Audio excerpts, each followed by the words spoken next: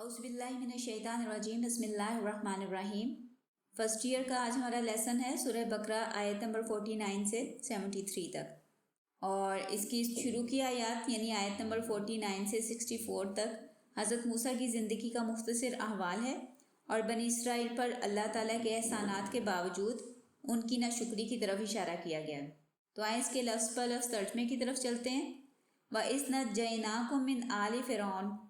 اور یاد کرو جب ہم نے تمہیں فرعون کی قوم سے نجات دی۔ یسومونکم سوء العذاب، وہ تمہیں بری طرح اذیت پہنچاتے تھے، یعنی تمہیں بہت ٹارچر کرتے تھے۔ یذبحون ابناءکم، وہ تمہارے بیٹوں کو ذبح کر دیتے تھے۔ ویستحیون نساءکم، اور تمہاری عورتوں کو زندہ چھوڑ دیتے تھے، یعنی ان کے بیٹوں کو اس لیے ذبح کر دیتے تھے کہ کہیں جب یہ بیٹے بڑے ہو جائیں تو زیادہ میل ممبرز ہو کے ہمارے خلاف بغاوت نہ کر دیں، اور بیٹیوں کو لڑکیوں کو اس لیے زندہ چھوڑ دیتے تھے تاکہ ان سے یہ کام کروا سکیں، انہیں اپنی نوکرانی بنا لیں، ان کو کنیزیں بنائیں اور ان سے اپنی خدمت کروائیں۔ وَفِي ذَلِكُمْ بَلَاءٌ مِّن رَبِّكُمْ عَظِيمٌ، اور اس میں تمہارے لیے تمہارے رب کی طرف سے بہت بڑی آزمائش تھی۔ وَإِذْ فَرَقْنَا بِكُمُ الْبَحْرَ، اور یاد کرو جب ہم نے تمہارے لیے سمندر کو پھاڑ دیا۔ فَأَنجَيْنَاكُمْ وَأَغْرَقْنَا آلَ فِرْعَوْنَ، تو ہم نے تمہیں نجات دی یعنی تمہیں بچا لیا اور فرعون کی قوم کو غرق کر دیا۔ وَأَنْتُمْ تَنظُرُونَ، اور تم سب یہ دیکھ رہے تھے، یعنی جب فرعون کی اور اس کی فوج نے حضرت موسیٰ اور ان کے بنی اسرائیل کا پیچھا کیا تھا نا، جب یہ لوگ جا رہے تھے مصر کو چھوڑ کر، تو اب سامنے والی سائڈ پہ سمندر تھا اور پچھلی سائڈ پہ فرعون کی فوج آ گئی تھی۔ تو اس وقت اللہ تعالیٰ نے حضرت موسیٰ کو کہا تھا کہ اپنی لاٹھی سمندر پر ماریں، تو سمندر جو تھا وہ 2 حصوں میں ڈیوائیڈ ہو گیا تھا اور درمیان سے راستہ بن گیا تھا۔ تو وہاں سے بنی اسرائیل اور حضرت موسیٰ آسانی کے ساتھ گزر گئے، آرام کے ساتھ، اور جب وہاں پہ یہ فرعون اور اس کی قوم کے لوگ پہنچے یعنی اس کی فوج آئی، تو اللہ تعالیٰ نے سمندر کو حکم دیا کہ وہ مل جائے، تو جو درمیان میں راستہ بنا تھا نا وہ ختم ہو گیا اور سمندر کی لہریں جو تھیں وہ آپس میں مل گئیں اور یہ ساری کی ساری قوم وہیں پہ غرق ہو گئی، ڈوب گئی۔ اور یہ سارا منظر جو ہے وہ بنی اسرائیل کے سارے لوگ اپنی آنکھوں سے دیکھ رہے تھے کہ جہاں سے یہ تو بچ کے گزر آئے ہیں اور وہ فرعون کی قوم جو ہے وہ ڈوب گئی ہے۔ وَإِذْ وَعَدْنَا مُوسَىٰ 40 لَيْلَةً، اور جب ہم نے موسیٰ سے 40 راتوں کا وعدہ کیا، یعنی اللہ تعالیٰ نے حضرت موسیٰ کو کوہ طور پر بلایا تھا 40 راتوں کے لیے، ان کو تورات دینے کے لیے۔ ثُمَّ اتَّخَذْتُمُ الْعِجْلَ مِن بَعْدِهِ وَأَنْتُمْ ظَالِمُونَ، پھر ان کے بعد تم نے بچڑے کو معبود بنا لیا اور تم ظالم بن گئے۔ یعنی جب حضرت موسیٰ گئے ہوئے تھے کوہ طور پر تو ان کی غیر موجودگی میں یعنی ان کی ایبسنس میں جو سامری تھا نا وہ ایک جادوگر تھا، بنی اسرائیل میں سے ہی تھا، تو اس نے ایک بچڑا بنا دیا اور لوگوں سے کہنے لگا کہ اصل خدا تو یہ ہے، حضرت موسیٰ تو اس کو بھول گئے ہیں، وہ پہاڑوں پہ چلے گئے ہیں اور یہ ہے اصل۔ اس میں سے کوئی آواز بھی آتی تھی، مطلب اس نے جادو منتر میں کچھ اس طرح کام کیا، تو سارے لوگ اس سے بڑے امپریس ہوئے، موسٹلی لوگ جو تھے انہوں نے اس کی بات مان لی اور اس بچڑے کو پوجا کرنی شروع کر دی۔ ثُمَّ عَفَوْنَا عَنْكُم مِّن بَعْدِ ذَلِكَ، اور پھر اس کے بعد بھی ہم نے تمہیں معاف کر دیا، لَعَلَّكُمْ تَشْكُرُونَ، تاکہ تم شکر کرو۔ وَإِذْ آتَيْنَا مُوسَى الْكِتَابَ وَالْفُرْقَانَ، اور یاد کرو جب ہم نے موسیٰ کو کتاب اور حق و باطل میں فرق کرنے والا کلام عطا کیا، لَعَلَّكُمْ تَهْتَدُونَ، تاکہ تم ہدایت پاؤ۔ یعنی اب یہاں پہ فرقان سے مراد کچھ علماء نے لیا ہے کہ یہ تورات یعنی کتاب جو حضرت موسیٰ پر نازل ہوئی تھی نا، اسی کو فرقان کہا گیا ہے۔ فرقان کا مطلب ہوتا ہے حق اور باطل میں فرق کرنے والی چیز۔ تو یہ جو آسمانی کتابیں ہوتی ہیں یہ بھی حق اور باطل میں فرق پیدا کرتی ہیں، چیزوں کو کلیئر کر دیتی ہیں کہ یہ کرنا چاہیے، یہ نہیں کرنا چاہیے، غلط کام ہے، یہ صحیح کام ہے۔ تو کچھ علماء نے یہ مفہوم لیا ہے، کچھ علماء نے یہاں پہ فرقان سے مراد لیا ہے جو حضرت موسیٰ کو معجزے عطا کیے گئے تھے، یعنی کتاب اور معجزے، تو یہ دونوں مفہوم جو ہیں وہ یہاں آ سکتے ہیں۔ وَإِذْ قَالَ مُوسَىٰ لِقَوْمِهِ، اور جب موسیٰ علیہ السلام نے اپنی قوم سے کہا، یا قومی انکم ظلمتم انفسکم، کہ اے میری قوم یقیناً تم نے اپنے اوپر ظلم کیا ہے، باتخاذکم العجل، کہ تم نے بچڑے کو معبود بنا لیا، فتوبوا الی باریکم، پس تم اپنے خالق کے حضور توبہ کرو، فاقتلوا انفسکم، اور پھر خود اپنے آپ کو قتل کرو۔ اچھا یہاں پہ کیا تھا کہ جب حضرت موسیٰ واپس آئے نا تو انہوں نے پھر ان لوگوں کو سب کو ڈانٹا، سمجھایا اور کہا کہ یہ تو بہت غلط کام کیا تم نے، شرک کیا ہے، بچڑے کی عبادت شروع کر دی ہے، اس کی پوجا شروع کر دی ہے، جبکہ اللہ تعالیٰ جو ہیں وہ اصل میں معبود ہیں۔ تو پھر اس وقت اللہ تعالیٰ نے ان کی سزا کے طور پر یہ کہا تھا کہ انہیں دو لائنوں میں کھڑا کر لیں، یعنی دو صف بنا لیں ان لوگوں کی، ایک صف میں وہ لوگ جنہوں نے شرک کیا ہے اور ایک صف میں جنہوں نے نہیں کیا تھا۔ یعنی کچھ لوگ تو سامری کی اس چال میں آگے تھے نا، کہ سامری نے کہا تھا کہ جی اچھا میں نا یہ جو بچڑا بنا رہا ہوں اور یہ اصل میں معبود ہے، تو کچھ لوگ تو اس کی بات میں آگے تھے اور انہوں نے اس کی پوجا شروع کر دی تھی۔ کچھ لوگ جنہوں نے نہیں کی تھی، پھر ان لوگوں کو کہا گیا کہ یہ دوسروں کو مارو۔ اب یہ اصل میں تو انہی کی فیملی کے لوگ تھے نا، انہی کے قبیلے کے تھے، تو اس لیے یہاں پہ حکم ہے کہ اپنے آپ کو یعنی اپنوں کو قتل کرو، اپنی فیملی ممبرز کو جنہوں نے شرک کیا تھا، ان کو پھر اللہ تعالیٰ نے یہ سزا دی۔ ذالکم خیر لکم عند باریکم، اور یہ تمہارے خالق کے نزدیک تمہارے حق میں زیادہ بہتر ہے۔ فتاب علیکم، پھر اس نے تمہاری توبہ قبول کر لی۔ انہ هو التواب الرحیم، بے شک وہ بہت توبہ قبول کرنے والا اور نہایت رحم کرنے والا ہے۔ وَإِذْ قُلْتُمْ يَا مُوسَىٰ لَن نُّؤْمِنَ لَكَ حَتَّىٰ نَرَى اللَّهَ جَهْرَةً، اور یاد کرو جب تم نے کہا کہ اے موسیٰ ہم ہرگز آپ پر ایمان نہیں لائیں گے، یعنی آپ کی بات پر یقین نہیں کریں گے جب تک ہم خود اللہ کو کھلے عام نہ دیکھ لیں۔ اچھا، اب یہاں پہ کیا ہوا تھا کہ یہ جب اللہ تعالیٰ نے سزا کے طور پر کہا تھا نا کہ جن لوگوں نے شرک کیا انہیں قتل کر دیا جائے، اس کے بعد جو لوگ باقی بچے تھے یعنی جنہوں نے شرک نہیں کیا تھا، تو حضرت موسیٰ اس میں سے نا 70 لوگوں کو لے کر، 70 سرداروں کو لے کر اللہ تعالیٰ کے پاس کوہ طور پر دوبارہ گئے تھے، ان سے کہہ لیں کہ توبہ کرنے کے لیے، جیسے ایک قسم کی حاضری دینے کے لیے کہ اللہ تعالیٰ ہمیں تو آپ معاف کر دیں، ہمارے باقی لوگوں سے جن سے غلطی ہوئی تھی، جنہوں نے یہ غلط کام کیا تھا ان کو ہم نے قتل کر دیا۔ تو حاضری کے طور پر حضرت موسیٰ ان کو اپنے ساتھ لے کر گئے، 70 سرداروں کو۔ اب وہاں پہ کوہ طور پر پہنچ کر حضرت موسیٰ ان کو ایک جگہ پر کھڑا کر کے خود تھوڑا آگے چلے گئے اللہ تعالیٰ سے کلام کرنے کے لیے، کیونکہ اللہ تعالیٰ حضرت موسیٰ سے تو ڈائریکٹ بات کرتے تھے نا۔ تو اس کے بعد جب وہ بات وغیرہ کر کے اللہ تعالیٰ سے ریکویسٹ کر کے توبہ کی واپس آئے ہیں، تو یہ جو سردار تھے نا 70 جن کو وہ ساتھ لے کے گئے تھے، تو انہوں نے یہ کہنا شروع کر دیا کہ ہم تو آپ کی بات پر تو یقین نہیں کریں گے جب تک اللہ تعالیٰ خود ہم سے بات نہ کرے اور ہمیں نظر نہ آئے۔ تو اس پر اللہ تعالیٰ نے ان کے اوپر بجلی گرائی اور ان سب کو موت دے دی۔ تو یہ آگے ذکر آ رہا ہے فَأَخَذَتْكُمُ الصَّاعِقَةُ وَأَنْتُمْ تَنظُرُونَ، اور پھر تمہیں بجلی نے آ پکڑا اس حال میں کہ تم دیکھتے رہ گئے۔ یعنی جیسے کچھ لوگ آگے کھڑے تھے، ان پر جب بجلی گری تو پیچھے والے لوگ دیکھ رہے تھے، ان کی آنکھوں کے سامنے یہ سارا منظر تھا، اور پھر ان کے اوپر بھی اللہ کی طرف سے بجلی گر گئی۔ اور یہ ان کی اس فضول بات کی وجہ سے کہ اللہ تعالیٰ ہم سے بات کرے، یعنی اپنے آپ کو یہ اتنا بڑا سمجھنے لگے نبی کے برابر۔ ثُمَّ بَعَثْنَاكُم مِّن بَعْدِ مَوْتِكُمْ لَعَلَّكُمْ تَشْكُرُونَ۔ اچھا، جب اللہ تعالیٰ نے پھر ان پر بجلی پھینکی اور یہ سارے مر گئے، تو پھر حضرت موسیٰ نے اللہ تعالیٰ سے ان کے لیے ریکویسٹ کی، اللہ تعالیٰ سے معافی مانگی کہ اللہ تعالیٰ یہ بیوقوف لوگ ہیں، انہوں نے غلط بات کی تھی اور آپ تو رحم کرنے والے ہیں، اگر آپ چاہتے تو جب یہ بچڑے کی عبادت کر رہے تھے آپ اسی وقت ان سب پر عذاب بھیج کے سب کو مار دیتے، لیکن آپ تو بہت زیادہ رحم کرنے والے، معاف کرنے والے ہیں، تو آپ ان کو معاف کر دیں اور آپ ان کو دوبارہ سے زندگی عطا کر دیں۔ تو حضرت موسیٰ کی اس ریکویسٹ پر پھر اللہ تعالیٰ نے انہیں دوبارہ زندگی دے دی تھی، اور یہ اس چیز کا یہاں پہ ذکر آ رہا ہے۔ ثُمَّ بَعَثْنَاكُم مِّن بَعْدِ مَوْتِكُمْ، پھر تمہاری موت کے بعد ہم نے تمہیں دوبارہ زندگی دی، لَعَلَّكُمْ تَشْكُرُونَ، تاکہ تم شکر کرو۔ وَظَلَّلْنَا عَلَيْكُمُ الْغَمَامَ، اور پھر ہم نے تم پر بادلوں کا سایہ کیے رکھا، وَأَنزَلْنَا عَلَيْكُمُ الْمَنَّ وَالسَّلْوَىٰ، اور تم پر من و سلوہ اتارا، یعنی آسمان سے ان کے لیے کھانا اسی طرح بنا بنایا اتر کے آتا تھا۔ کُلُوا مِن طَیِّبَاتِ مَا رَزَقْنَاکُمْ، اور ہم نے کہا کہ تم ان پاکیزہ چیزوں میں سے کھاؤ جو ہم نے تمہیں عطا کی ہیں۔ وَمَا ظَلَمُونَا وَلَٰكِن كَانُوا أَنفُسَهُمْ يَظْلِمُونَ،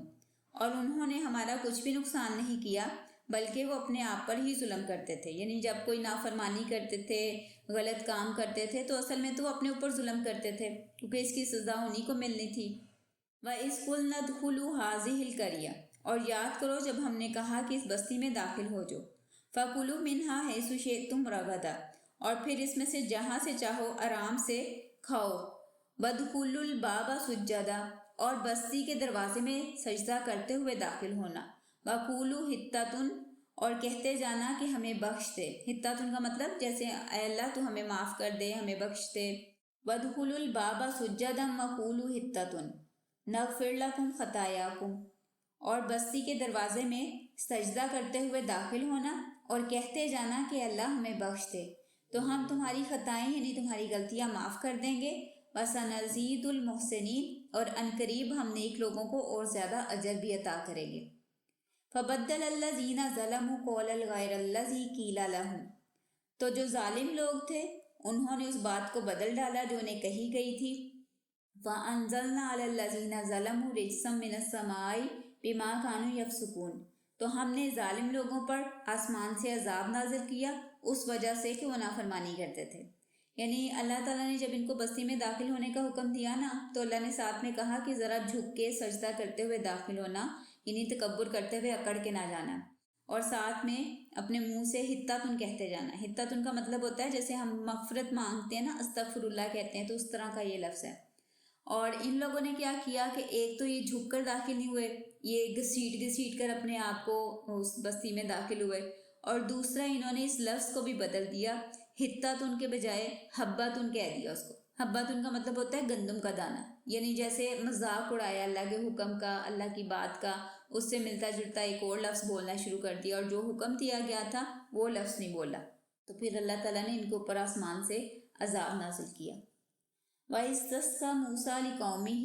قُلْنَا اضْرِب بِّعَصَاكَ الْحَجَرَ، اور جب موسیٰ نے اپنی قوم کے لیے اللہ سے پانی مانگا تو ہم نے کہا، یعنی اللہ تعالیٰ نے موسیٰ سے کہا کہ اپنا عصا پتھر پر مارو، بِّعَصَاكَ الْحَجَرَ، کہ اپنا عصا جو ہے وہ پتھر پر، وہاں پہ جو چٹان ہے اس پہ مارو۔ فَانْفَجَرَتْ مِنْهُ اثْنَتَا عَشْرَةَ عَيْنًا، تو اس میں سے 12 چشمے پھوٹ نکلے۔ قَدْ عَلِمَ كُلُّ أُنَاسٍ مَشْرَبَهُمْ، تو ہر قبیلے نے اپنے پانی کی جگہ جان لی، یعنی کیونکہ ان کے 12 قبیلے تھے نا بنی اسرائیل کے، تو اللہ تعالیٰ کا معجزہ دیکھیں کہ حضرت موسیٰ نے چھڑی ایک دفعہ ماری ہے چٹان پر اور اس کے اندر سے 12 چشمے پھوٹ نکلے، تو ہر قبیلے کے لیے علیحدہ چشمہ تھا تاکہ ان کی آپس میں لڑائی نہ ہو، اور یہ آرام سے اپنے حصے کا ہر قبیلہ پانی پی لے۔ کُلُوا وَاشْرَبُوا مِن رِزْقِ اللَّهِ، اور ہم نے کہا کہ کھاؤ پیو اللہ کے رزق میں سے، وَلَا تَعْثَوْا فِي الْأَرْضِ مُفْسِدِينَ، اور زمین میں فساد مچاتے نہ پھرو۔ وَإِذْ قُلْتُمْ يَا مُوسَىٰ، اور جب تم نے کہا کہ اے موسیٰ، لَن نَّصْبِرَ عَلَىٰ طَعَامٍ وَاحِدٍ، کہ ہم سے ایک کھانے پر صبر نہیں ہوگا، فَادْعُ لَنَا رَبَّكَ يُخْرِجْ لَنَا مِمَّا تُنبِتُ الْأَرْضُ، بس آپ ہمارے لیے اپنے رب کو پکاریں، یعنی ان سے دعا کریں کہ وہ ہمارے لیے وہ چیزیں نکالے جو زمین اگاتی ہے، مِن بَقْلِهَا وَقِثَّائِهَا وَفُومِهَا وَعَدَسِهَا وَبَصَلِهَا، یعنی اس کا ساگ، کھیرا، گندم، مسور اور پیاز وغیرہ، یعنی ٹیسٹی چیزیں کھانے کے لیے، حالانکہ آسمان سے ان کے لیے اللہ تعالیٰ کھانا اتار رہے تھے، من و سلوہ اتر رہا تھا، لیکن ان کی ناشکری کی انتہا دیکھیں کہ وہ کہہ رہے ہیں کہ اللہ تعالیٰ سے کہیں کہ ہمارے لیے زمین سے چیزیں اگے تاکہ ہم خود اپنے مزے کے جو کھانے ہیں وہ خود بنائیں اپنی حساب سے بدل بدل کے۔ قَالَ أَتَسْتَبْدِلُونَ الَّذِي هُوَ أَدْنَىٰ بِالَّذِي هُوَ خَيْرٌ، تو حضرت موسیٰ نے پوچھا کہ کیا تم بہتر چیز کو گھٹیا چیز سے بدلنا چاہتے ہو؟ یعنی اتنا اچھا کھانا آسمان سے اترتا ہے تو اس کی جگہ تم چاہ رہے ہو کہ زمین سے چیزیں اگیں اور تم خود پکاؤ، یعنی وہ اللہ تعالیٰ کی جو اوپر سے آسمانوں سے آ رہا ہے وہ تو بہتر ہے نا، تو یہ لوگ اس کو بدلنا چاہتے ہیں۔ اہبطوا مصر، تو جاؤ کسی شہر میں آباد ہو جاؤ، فإن لکم ما سألتم، تو بے شک اس میں تمہیں وہ سب مل جائے گا جو تم مانگ رہے ہو۔ وَضُرِبَتْ عَلَيْهِمُ الذِّلَّةُ وَالْمَسْكَنَةُ، تو اس طرح ان پر ذلت اور محتاجی مسلط کر دی گئی۔ وَبَاءُوا بِغَضَبٍ مِّنَ اللَّهِ، اور ان پر اللہ کا غضب نازل ہوا۔ ذَلِكَ بِأَنَّهُمْ كَانُوا يَكْفُرُونَ بِآيَاتِ اللَّهِ، یہ اس لیے ہوا کہ وہ اللہ کی آیتوں کا انکار کرتے رہے۔ وَيَقْتُلُونَ النَّبِيِّينَ بِغَيْرِ حَقٍّ، اور انبیاء کو ناحق قتل کرتے تھے، یعنی یہ نا اپنے نبیوں کو بھی قتل کر دیا کرتے تھے جب وہ ان کو غلط کاموں سے روکتے تھے اور اللہ تعالیٰ کی طرف سے اچھی باتیں بتاتے تھے، تو یہ اتنے یعنی گناہ گار تھے۔ ذَلِكَ بِمَا عَصَوْا وَكَانُوا يَعْتَدُونَ، یہ اس وجہ سے تھا کہ وہ نافرمانیاں کرتے تھے اور حد سے بڑھ جاتے تھے۔ إِنَّ الَّذِينَ آمَنُوا وَالَّذِينَ هَادُوا وَالنَّصَارَىٰ وَالصَّابِئِينَ مَنْ آمَنَ بِاللَّهِ وَالْيَوْمِ الْآخِرِ، بے شک وہ لوگ جو ایمان لے آئے، چاہے وہ یہودی تھے، عیسائی، سابی جو ہے یہ ستارہ پرست لوگوں کو کہا جاتا ہے، جو کوئی بھی اللہ پر اور آخرت کے دن پر ایمان لے آیا، وَعَمِلَ صَالِحًا، اور اس نے نیک عمل کیا، فَلَهُمْ أَجْرُهُمْ عِندَ رَبِّهِمْ،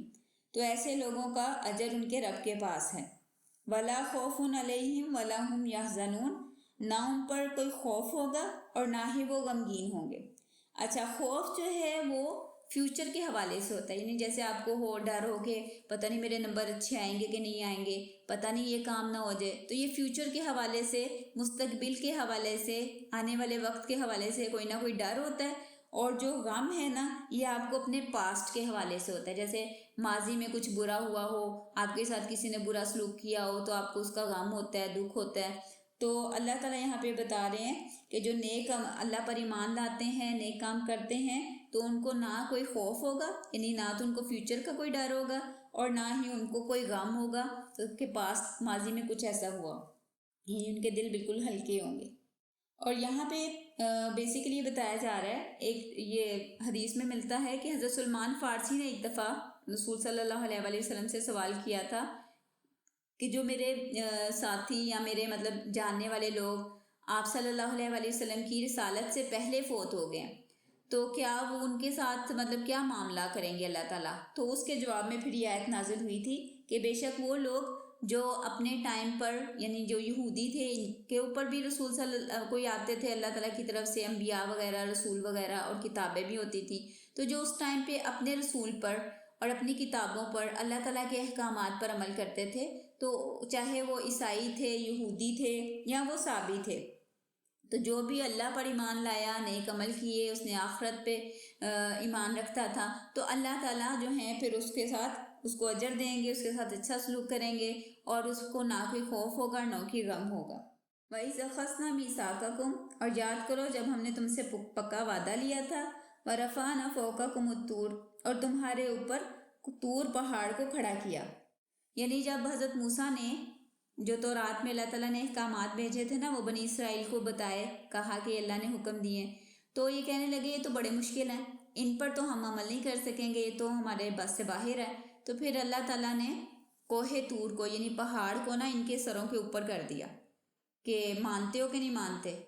مطلب جیسے ہوتا ہے نا، کئی دفعہ کچھ بچے ہوتے ہیں ضدی قسم کے، تو پھر ٹیچر ان کے لیے چھڑی پکڑتی ہیں کہ اچھا یہ یاد ہوگا سبق کہ نہیں ہوگا، تو پھر وہ فوراً کرتے ہیں ہاں ہاں ہم یاد کر لیں گے۔ تو اسی طرح ان لوگوں نے بھی یہ کیا کہ جیسے ہوتا ہے نا لاتوں کے بھوت باتوں سے نہیں مانتے، تو یہ بنی اسرائیل کا بھی وہی حال تھا، تو اس لیے اللہ تعالیٰ نے پہاڑ کے ذریعے ان سے وہ احکامات جو تھے وہ قبول کروائے۔ اور ساتھ پھر کہا گیا خُذُوا مَا آتَيْنَاكُمْ بِقُوَّةٍ، کہ جو ہم نے تمہیں عطا کیا ہے، یعنی تورات میں جو تختیوں میں جو احکامات لکھے ہوئے ہیں، ان کو مضبوطی سے پکڑ لو، وَاذْكُرُوا مَا فِيهِ، اور جو کچھ اس میں ہے اسے یاد کر لو، لَعَلَّكُمْ تَتَّقُونَ، تاکہ تم بچ سکو۔ ثُمَّ تَوَلَّيْتُم مِّن بَعْدِ ذَلِكَ، پھر اس وعدے کے بعد بھی تم پھر گئے۔ فَلَوْلَا فَضْلُ اللَّهِ عَلَيْكُمْ وَرَحْمَتُهُ لَكُنْتُم مِّنَ الْخَاسِرِينَ، اور اگر تم پر اللہ کا فضل اور اس کی رحمت نہ ہوتی تو تم ضرور نقصان اٹھانے والوں میں ہو جاتے۔ اب یہاں سے آگے دو آیات میں، یعنی آیت نمبر 65 اور 66 میں اصحاب سبت یعنی ہفتے والے دن کے لوگوں کا ذکر ہے۔ یہ بھی ایک واقعہ تھا کہ بنی اسرائیل کے نا ایک بستی تھی جو سمندر کے پاس، دریا کے پاس رہتے تھے، تو ان لوگوں کے لیے اللہ تعالیٰ نے ہفتے کا دن جو تھا نا وہ عبادت کا دن مقرر کیا تھا، کہ ہفتے کا پورا دن آپ لوگوں نے کوئی بزنس، کوئی کام کاروبار نہیں کرنا، اس دن بس گھر پہ رہنا ہے اور عبادت کرنی ہے۔ تو ان لوگوں نے، ان میں سے کچھ لوگ جو تھے نا انہوں نے تو اللہ کا حکم مان لیا، کچھ لوگ جو تھے نا وہ بیچ میں چلاکی کرتے تھے۔ کیا کرتے تھے کہ جمعے کی رات کو وہ دریا کے پاس گڑھے کھود دیتے تھے بڑے بڑے، کہ جب لہریں آئیں تو وہ اس کے ساتھ جو مچھلیاں آتی ہیں نا، وہ ان گڑھوں میں جب پانی رکے گا تو ساتھ مچھلیاں بھی گر جائیں گی، اور پھر یہ اتوار والے دن آ کے ان مچھلیوں کو پکڑ لیتے تھے۔ اور آزمائش کے طور پر ہوتا یہ تھا کہ ہفتے والے دن مچھلیاں بہت زیادہ آتی تھیں، تو جو بندہ جو کام کرتا ہوتا ہے نا تو اس کو اپنی وہ جو پروڈکٹ ہے وہ بہت اٹریکٹ کرتی ہے، تو اس لیے ان کے لیے اس میں آزمائش تھی۔ تو ان میں سے اس بستی میں پھر 3 گروہ ہو گئے تھے لوگوں کے، ایک وہ جو اللہ کا حکم پورے طریقے سے مانتے تھے اور دوسروں کو بھی سمجھاتے تھے کہ بھئی یہ اس طرح نہ کیا کرو، یہ غلط کام ہے، اللہ نے منع کیا ہے، تو اس طرح کی چالاکیاں نہ لگاؤ۔ اور ایک وہ ہیں جو اللہ تعالیٰ کا حکم نہیں مانتے تھے، اور ایک یعنی وہ گروہ تھا جو اللہ کا حکم تو مانتے تھے لیکن دوسروں کو سمجھاتے نہیں تھے، یعنی وہ صرف اپنے تک رکھتے تھے۔ تو یہ 3 قسم کے گروہ تھے، اور کہا جاتا ہے کہ جب پھر اللہ تعالیٰ کی طرف سے عذاب آیا تھا نا تو 2 گروہوں پہ آیا تھا، ایک وہ جو غلط کام کرتے تھے اور ایک وہ جو دوسروں کو سمجھاتے نہیں تھے۔ صرف وہ گروہ بچا تھا جو نہ خود غلط کام کرتے تھے اور ساتھ میں دوسروں کو سمجھاتے بھی تھے، نصیحت بھی کرتے تھے۔ اچھا، تو ان کا ذکر آ رہا ہے ان 2 آیات میں۔ وَلَقَدْ عَلِمْتُمُ الَّذِينَ اعْتَدُوا مِنْكُمْ فِي السَّبْتِ، اور تم ان لوگوں کو اچھی طرح جانتے ہو جو تم میں سے ہفتے کے دن کے حوالے سے حد سے گزر گئے تھے۔ فَقُلْنَا لَهُمْ كُونُوا قِرَدَةً خَاسِئِينَ، تو ہم نے ان سے کہا کہ ذلیل بندر بن جاؤ۔ فَجَعَلْنَاهَا نَكَالًا لِمَا بَيْنَ يَدَيْهَا وَمَا خَلْفَهَا وَمَوْعِظَةً لِلْمُتَّقِينَ، اور ہم نے اس واقعے کو ان کے لیے عبرت بنا دیا جو اس وقت وہاں موجود تھے اور جو بعد میں آنے والے تھے، اور اسے پرہیزگاروں کے لیے ایک نصیحت بنا دیا۔ پھر اس کے بعد آیت نمبر 67 سے 73 تک گائے کا واقعہ بیان کیا گیا ہے، یعنی وہی واقعہ جس کی بیس پر اس سورت کا نام ہے۔ تو دیکھ لیتے ہیں اس کو۔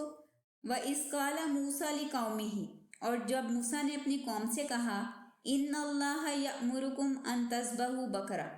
کہ اللہ تمہیں حکم دیتا ہے کہ تم ایک گائے ذبح کرو۔ اچھا، یہاں پہ بھی ایک واقعے کی طرف اشارہ ہے۔ بیسیکلی کیا تھا کہ بنی اسرائیل کے قبیلے جب ایک جگہ پر سیٹل ہو کے رہنے لگ گئے تو ان میں سے ایک بندہ تھا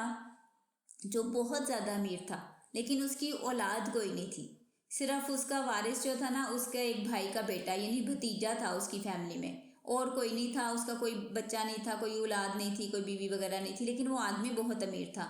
تو یہ اس کے بھتیجے نے نا پیسوں کے لالچ میں کہ اگر یہ مر جائے تو اس کی ساری دولت تو میرے پاس آ جائے گی اور میں امیر ہو جاؤں گا، تو وہ اپنے چچا کو اس نے قتل کر دیا۔ اور چالاکی یہ کی کہ قتل کرنے کے بعد اس کی لاش دوسرے لوگوں کے، دوسرے قبیلے کے گھروں کے سامنے پھینک دی رات کے اندھیرے میں، اور صبح اٹھ کے نا کہنے لگا کہ میرے چچا کو انہوں نے مار دیا ہے، مجھے تو پیسے لے کے دیں یا اس بندے کو ڈھونڈیں، قاتل کو کس نے مارا ہے، مجھے خون بہا لے کر دیں۔ تو اس طرح لڑائی جھگڑا کرتے ہوئے حضرت موسیٰ کے پاس پہنچ گئے۔ تو اب حضرت موسیٰ نے کافی پتہ کیا، کوشش کی، لیکن کچھ پتہ نہیں چلا کہ مطلب کس نے مارا ہے اس کو۔ وہ لاش جن لوگوں کے گھروں کے پاس سے ملی انہیں کچھ پتہ ہی نہیں تھا۔ ظاہری بات ہے وہ تو سو رہے تھے رات کو، تو یہ تو سارے بھتیجے کی سازش تھی نا، اس کا پلان تھا۔ تو اور اس کے بعد خود ہی اس کو کلیم بھی کرنے لگ گیا کہ میرے چچا کو کسی نے مار دیا ہے، مجھے خون بہا لے کے دیں، قاتل کو ڈھونڈیں۔ مطلب زیادہ جیسے اوور سمارٹ ہوتا ہے نا بندہ، اس طرح کرنے کی اس نے کوشش کی۔ تو پھر حضرت موسیٰ نے اللہ تعالیٰ سے دعا کی تو اللہ تعالیٰ نے جواب میں کہا کہ انہیں کہو کہ ایک گائے ذبح کرے، یعنی جو لوگ مقدمہ لے کے آئے نا انہیں کہو۔ تو جب حضرت موسیٰ نے انہیں یہ کہا نا کہ اللہ تعالیٰ کہہ رہے ہیں کہ ایک گائے ذبح کریں، تو آگے سے نا وہ کہنے لگے کہ آپ ہم سے مذاق کر رہے ہیں، ہم تو قتل کا مقدمہ لے کے آئے ہیں کہ قاتل کو ڈھونڈ کے بتائیں، تو آپ آگے سے کہہ رہے ہیں جاؤ گائے ذبح کرو، تو یہ تو ایک مذاق کی بات لگ رہی ہے۔ تو حضرت موسیٰ نے پھر کہا کہ میں اللہ کی پناہ مانگتا ہوں کہ میں مذاق کروں یا ایسا جاہلوں والی حرکت کروں، مجھے جو اللہ نے حکم دیا میں تمہیں وہ بتا رہا ہوں۔ اچھا، پھر اس کے بعد نا یہ اس گائے کی حوالے سے نا مین میخ نکالنے لگے، یعنی اس کی بال کی کھال اتارتے ہیں نا، کہ نہیں ایکچولی آئیڈیا ان کو پہلے ہی ہو گیا تھا۔ اصل میں کیا تھا کہ بنی اسرائیل کی قبیلے والے جو لوگ تھے نا، ابھی بھی ان کے اندر وہ بچڑے کی محبت تھی، یعنی گائے کی نا بڑی عزت دل میں رکھتے تھے۔ تو انہوں نے نا ایک گائے کو چھپا کے رکھا ہوا تھا، اس کو نہ یہ کوئی جیسے جانوروں سے تو کام لیا جاتا نا، کہ جیسے کچھ جانوروں سے کھیتوں میں ہل چلایا جاتا ہے، گائے وغیرہ سے، بیل سے، اور کچھ جو ہیں یہ کنووں کے گرد باندھے ہوتے ہیں کہ وہ کنویں میں سے پانی نکالنے کے لیے چلتا جاتا ہے، تو کام کے لیے جانوروں کو استعمال کیا جاتا ہے۔ تو انہوں نے ایک گائے جو تھی نا اس کو رکھا ہوا تھا، اس سے کوئی کام نہیں کرواتے تھے اور اس کو بڑا اچھا اچھا کھانا وغیرہ دیتے تھے، اور سمجھتے تھے کہ اس کی ہم اچھی خدمت کریں گے نا اس گائے کی تو ہمارے حالات بڑے اچھے ہوں گے، ہمارے گھروں میں برکت ہوگی، یعنی ایک قسم کی شرک ابھی بھی ان کے دلوں میں تھا۔ اب حضرت موسیٰ کو اس چیز کا آئیڈیا نہیں تھا، لیکن اللہ تعالیٰ تو ہر چیز جانتے ہیں۔ تو جب یہ اپنا ایک مقدمہ لے کر آئے نا تو اللہ تعالیٰ نے کہا کہ انہیں حکم دو کہ گائے ذبح کریں۔ تو اب جیسے چور کی داڑھی میں تنکا ہوتا ہے تو ان کو فوراً ذہن میں خیال آیا کہیں اس گائے کا تو نہیں پتہ چل گیا حضرت موسیٰ کو۔ تو کہنے لگے آپ کون سی گائے کی بات کر رہے ہیں، ہمیں تو کچھ سمجھ نہیں آ رہا، آپ اللہ سے پوچھیں کہ کون سی گائے ذبح کرنی ہے۔ تو پھر ایک ایک کر کے نا انہوں نے بہت ساری ڈیٹیل پوچھی کہ اس کا رنگ پوچھیں، اچھا اس کی عمر کیا ہے، یہ ساری ڈیٹیل اللہ نے سب کچھ ان کو بتا دیا۔ اور پھر اس کے بعد انہوں نے کہیں جا کے اس گائے کو ذبح کیا، یعنی اللہ تعالیٰ نے اس واقعے کے ذریعے ایک تو ان کے دلوں سے وہ جو انہوں نے ایک گائے کو چھپایا ہوا تھا، شرک جو تھا اس کو ختم کیا۔ دوسرا اس میں واقعے میں یہ ہوا تھا کہ پھر وہ جو مقتول تھا نا، یہ جس بندے کو قتل کیا گیا تھا، اس کی لاش جو پڑی ہوئی تھی اور اس کا پتہ نہیں چل رہا تھا کہ کس نے اس کو قتل کیا ہے، تو پھر اللہ تعالیٰ نے کہا کہ گائے میں سے گوشت کا ٹکڑا جو ہے وہ اس لاش کو ٹچ کرو، تو وہ لاش جو تھی وہ بندہ اٹھ کے بیٹھ گیا اور اس نے اشارے سے بتا دیا کہ مجھے اس نے قتل کیا۔ اس کے بعد وہ دوبارہ مر گیا۔ یعنی اللہ تعالیٰ کی طرف سے دو چیزیں ظاہر ہوئیں، ایک تو وہ جو ان کے دلوں میں وہ گائے کی محبت تھی اس کو ختم کیا، دوسرا یہ کہ اللہ تعالیٰ نے یہ چیز بتائی معجزاتی طور پر کہ اللہ تعالیٰ جب چاہے کسی کو بھی زندہ کر سکتے ہیں۔ یعنی یہ لوگ نا آخرت کے دوبارہ اٹھائے جانے سے اور مطلب دوبارہ زندہ ہونے کے حوالے سے نا تھوڑا شک میں مبتلا تھے کہ پتہ نہیں یہ آخرت میں کیسے اللہ تعالیٰ اٹھائیں گے، کیسے پاسبل ہوگا جب ہم لوگ، ہمارے باپ دادا لوگ اتنے دنوں عرصے سے، اتنے صدیوں سے مر گئے ہوئے ہیں۔ تو اللہ تعالیٰ نے اس لاش کو زندہ کر کے وہ اپنے قاتل کے بارے میں اس نے بتایا اور دوبارہ مر گیا۔ تو یہ قسم کی یہ دو ان کے لیے انڈیکیشنز تھیں، تو یہ اس واقعے کا یہاں پر ذکر ہے۔ اچھا اب آگے چلتے ہیں۔ قالوا اتتخذونہ ہزوا، تو جب حضرت موسیٰ نے انہیں کہا نا کہ اس کو گائے کو ذبح کرو، اللہ تعالیٰ حکم دے رہے ہیں گائے ذبح کرنے کا، تو وہ کہنے لگے کہ آپ ہم سے مذاق کر رہے ہیں۔ قال اعوذ باللہ ان اکون من الجاہلین، تو حضرت موسیٰ نے کہا کہ میں اللہ کی پناہ مانگتا ہوں کہ میں ایسے نادانوں میں شامل ہو جاؤں، یعنی جو مذاق مذوق کرتے ہیں، بیوقوفوں میں سے ہو جاؤں۔ قالوا ادع لنا ربک، تو انہوں نے کہا کہ ہمارے لیے اپنے رب سے پوچھئے، یبین لنا ما ہی، کہ وہ ہمیں واضح طور پر بتائے کہ وہ گائے کیسی ہے۔ قال انہ یقول انہا بقرۃ لا فارض ولا بکر اوان بین ذلک، تو حضرت موسیٰ نے کہا کہ اللہ تعالیٰ فرماتا ہے کہ بے شک وہ گائے نہ بوڑھی ہو نہ بالکل بچڑا ہو، یعنی چھوٹا بھی نہ ہو بہت بوڑھی گائے بھی نہ ہو، بلکہ ان کے درمیانی عمر کی گائے ہو، یعنی بالکل جوان گائے ہو۔ فافعلوا ما تؤمرون، پس تم وہ کام کرو جس کا تمہیں حکم دیا جا رہا ہے۔ قالوا ادع لنا ربک، اور پھر کہنے لگے کہ اپنے رب سے پوچھئے، یبین لنا ما لونھا، کہ ہمیں بتائے، ہم پر واضح کہہ رہے یعنی ہمیں کلیئرلی بتائیں کہ اس کا رنگ کیسا ہے۔ قال انہ یقول انہا بقرۃ صفراء، تو حضرت موسیٰ نے کہا کہ بے شک اللہ فرماتا ہے کہ وہ زرد رنگ کی گائے ہے، فاقع لونھا تسر الناظرین، جس کا رنگ گہرا ہے اور دیکھنے والوں کو اچھا لگتا ہے۔ قالوا ادع لنا ربک، اور انہوں نے پھر کہا کہ اپنے رب سے پوچھئے، یبین لنا ما ہی، کہ ہمیں مزید کلیئر کرے کہ وہ گائے کیسی ہو۔ ان البقرۃ تشابہ علینا، بے شک ہمیں ساری گائیں ملتی جلتی لگتی ہیں۔ وَإِنَّا إِن شَاءَ اللَّهُ لَمُهْتَدُونَ، اور یقیناً اگر اللہ نے چاہا تو ہم ضرور اس گائے تک پہنچ جائیں گے، یعنی ہم ضرور اسے ڈھونڈ نکالیں گے۔ قال انہ یقول انہا بقرۃ لا ذلول تثیر الارض ولا تسقی الحرث، تو حضرت موسیٰ نے کہا کہ بے شک اللہ فرماتا ہے کہ وہ گائے ایسی ہے جسے نہ کبھی زمین میں ہل چلانے کے لیے استعمال کیا گیا ہو اور نہ کبھی کھیتی کو پانی لگانے کے لیے جوتا گیا ہو۔ مسلمۃ لا شیء فیہا، بالکل صحیح سلامت، جس میں کوئی نشان یا نقص وغیرہ نہ ہو۔ قالوا الآن جیت بالحق، تو انہوں نے کہا کہ اب آپ نے بالکل ٹھیک بات بتائی ہے۔ فذبحوها وما كادوا يفعلون، تو انہوں نے گائے کو ذبح کر دیا حالانکہ وہ ایسا کرنے والے تھے نہیں، یعنی ان کا ارادہ نہیں تھا لیکن پھر بھی انہوں نے کر دیا۔ اور اس حوالے سے بھی علماء کہتے ہیں کہ پیچھے انہوں نے انشاءاللہ کہا تھا نا کہ ہمیں ضرور پتہ چل جائے گا، تو انشاءاللہ کی وجہ سے برکت آئی کہ انہوں نے وہ کام کر دیا جو یہ کرنا نہیں چاہ رہے تھے۔ وَإِذْ قَتَلْتُمْ نَفْسًا فَادَارَأْتُمْ فِيهَا، اور یاد کرو جب تم نے ایک شخص کو قتل کیا اور پھر تم ایک دوسرے پر اس کا الزام لگانے لگے۔ وَاللَّهُ مُخْرِجٌ مَا كُنْتُمْ تَكْتُمُونَ، اور اللہ ظاہر کرنے والا تھا وہ بات جو تم چھپا رہے تھے۔ فَقُلْنَا اضْرِبُوهُ بِبَعْضِهَا، تو ہم نے کہا کہ اس مرنے والے یعنی مقتول کے جسم پر گائے کے گوشت کا ٹکڑا لگاؤ۔ كَذَلِكَ يُحْيِي اللَّهُ الْمَوْتَى، اسی طرح اللہ مردوں کو زندہ کرے گا۔ وَيُرِيكُمْ آيَاتِهِ لَعَلَّكُمْ تَعْقِلُونَ، اور وہ تمہیں اپنی نشانیاں دکھاتا ہے تاکہ تم سمجھو۔ تو یہ ہمارا آیت نمبر 73 تک آج کا لیسن کمپلیٹ ہو گیا۔ سبحانک اللہم و بحمدک، نشہد ان لا الہ الا انت ونستغفرک ونتوب الیک۔